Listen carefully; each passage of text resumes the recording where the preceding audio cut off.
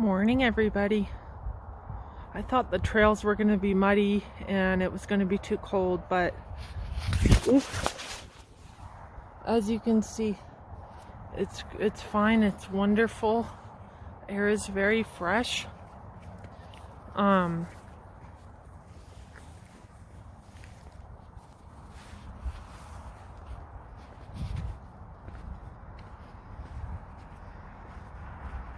How involved are you in your being? How involved are you? How present are you? How activated are you by life, by your life, by the life that lives and breathes as you? How deeply, how intensely, how fully and completely are you engaging in your experience, in the direct revelations of your divinated self? Okay? Don't let the spiritual terminology mystify you into disembodiment. This is an active principle of a living, breathing, awake, tangible experience that is happening right now as you and as everything. Okay?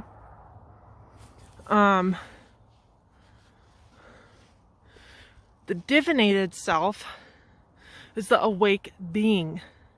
It is that which sanctifies your body, your thoughts, your emotions, and your entire life with the eternal loving embrace of the truth of who you are. Okay? So what we talk about here, it's not a static conceptual thing. It's an electrifying resurrection of the totality of life, of all things and everything, as an awake presence, as an awake eternal being. So that's why I use the word intense, because the little you, the separate you, the thought-based you, hears that and it's like, little old me? You know, that makes no sense. That's way over there. You know, I'm screwed up. I'm small. I'm full of dark places. Okay, so we have to come back and gather those parts of the little old you. Gather them into an eternal embrace until every corner of separation is lifted up into the heart of being itself, into the love, into the truth of your essence. So think of yourself, you know, when I was young, an activity my family and I used to really like to do is go out deep into the forest as a group, and then we would go our own way, kind of, not too far because we were, you know, kids, but we would have a basket, and that basket, you know, in the time that we were out in the forest would get filled with I don't know what they were, little berries, maybe cranberries, blueberries, and all kinds of mushrooms. And then you could hear, you know, squealing and yelling and excitement every time somebody found like a good quality mushroom, because there was like certain types of mushrooms that were more valuable than others. And so we would all get excited for each other, you know, from all our findings. And that's how you have to approach your awakening. You know, you have to go in that deep underground, thick grove of trees. And I used to live in the redwoods, man. The forest can get kind of creepy, but you got to go in there and you have to look, you know, in the soil, in the earth, in your body, and mine your being for the places within you that are calling for your attention, that are calling for your energy, that are calling for your awakeness. And you will get to a point on this journey where that calling is so deep that you can't not go. And you'll always know you're finding a good quality mushroom or a good bush of blueberries. The more resistance you have, the more scared you are, the more intense things are, then you know you're where you need to be. You know you're looking at the right places, you know, in the right kind of dark corners of being. And so as you resurrect those parts of you, they come back to the whole of the system that is you. And again, a lot of these things you're finding do not belong to you. I mean, they've expressed as you through your life, but they are infinite, eternal, splintered off aspects of the psyche that are returning as soma, as physical sensation. So that is why, if you have not watched my videos about, I don't know, I think a recent one was, there's a couple of them where I talk about the importance of going into direct experience on the physical. The karma one I did last week. Please watch that if you haven't seen that, because I'm describing to you there a sacred gathering process, a sacred unification process. Give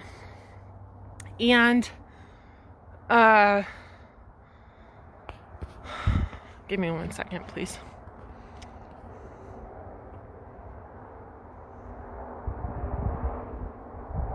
As you do this, you will notice something settles down. You know, I've gotten questions recently. I got a question where someone was like, does this have to be so intense? Like, is there like an easier way to do this? The first part's really intense. That gathering in the in the forest, the mushrooms and the berries part's very intense. I don't know. For some people, I think that have awakenings where that sense of separation immediately falls through and doesn't come back like instantly, it's probably easier for them. But for most of us, you know, it takes about 6 or 7 years, from my understanding, until the intensity or the volume or the charge kind of decreases and things even out, settle down, and become fully, totally integrated. So this is a very real thing. This is heavily studied in psychology and science, awakening that is. And of course, you know, thousands of years of spiritual teachings describing this. And most of us get on this path a little later in our life. You know, some people get on this path, you know, in their early 20s, which, you know, thank goodness you got on that path this early, and your life can be a living, breathing dance of devotion. But, you know, there's some people, some very highly evolved aspects of consciousness. Ramana Maharshi, Dr. David Hawkins, you know, people are describing awakenings, deep awakenings as 3-year-old children, 16-year-old high school kids. So this is a really, spiritual awakening is such a big part of our humanity and what makes us who we are, that to discount it or discredit the beautiful process of being human in this way is, or to not even acknowledge it, I think, is to cut off a really big part of yourself.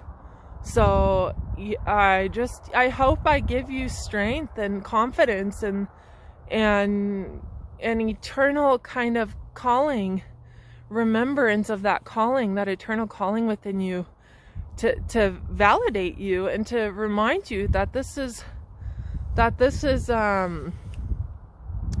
you. This is you, the real you, the true you. And you're not lost, and you're not screwed up, and you didn't take a wrong turn, and your life's not going nowhere. You're human. And you're finally fully acknowledging what that means. Like, how darn cool is that? Okay? So, thanks for a nice walk with me today. Great to see everybody, and I'll check in soon. Take good care. Bye-bye. I just got another cool image of the process I'm talking to you about here. The process of integration and embodiment. The image was kind of like, well, now I'm getting a bunch of images, but the first one was just like this human, this being, this physical body just standing wide open while all things that it's coming in contact with are physically like coming into the body, and unifying with it.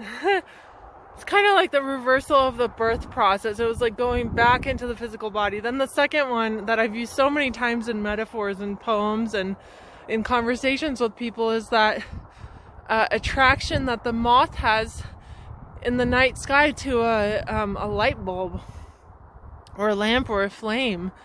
And that's what an awake consciousness does. It's just like integrating with everything and everyone. And so the more resistant you are to the discomfort of that integration, then also disintegration of the separate aspects of you, the more intensely you're pushing away your awakening.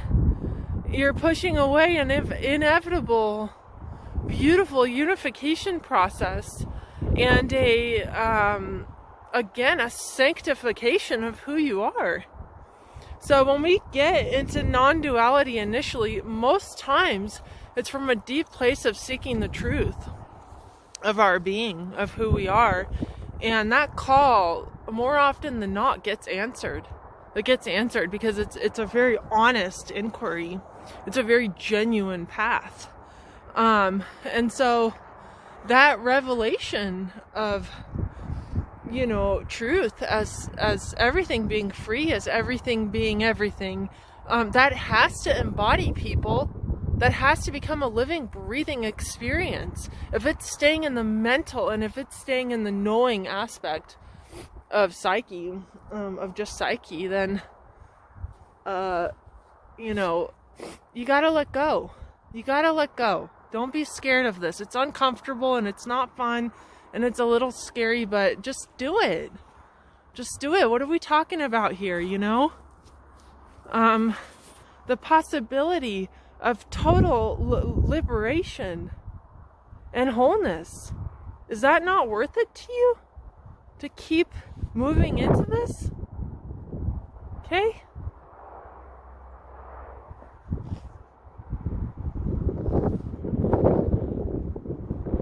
Give you guys a little view. So yeah, super chilly. Gonna keep going. Love you guys so much. Mwah. Have a great day. Bye bye. I wanted to also give you guys a very clear definition of integration that helps you, or embodiment, because I see those two as interchangeable terms.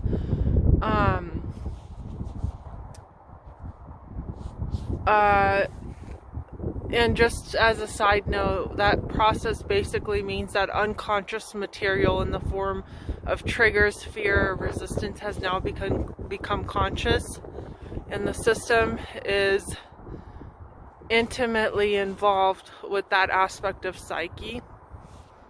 A non-dual perspective of a seemingly